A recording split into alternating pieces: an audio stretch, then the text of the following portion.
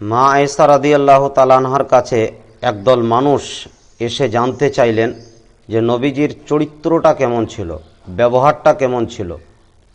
তা মা আয়েশা রাদিয়াল্লাহু তাআলা আনহা বললেন, ইন্নাকা লা আলা খুলুকিন আজিম।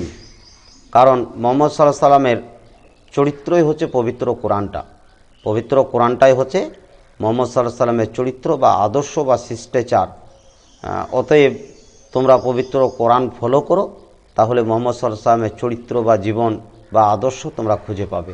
তা মা আয়েশা রাদিয়াল্লাহু তাআলা আনহা তিনি উত্তর দিলেন যে ইন্নাকা লা আলা খুলুকিন আজিম।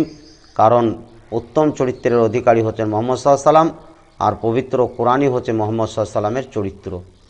তাই সেই কোরআন মোতাবেক আমাদের চরিত্র গঠন করতে হবে, জীবন গঠন করতে হবে, পরিবার গঠন করতে হবে, সমাজ গঠন করতে হবে, রাষ্ট্র গঠন করতে হবে, দেশ গঠন করতে হবে, গোটা পৃথিবীকে গঠন করতে হবে।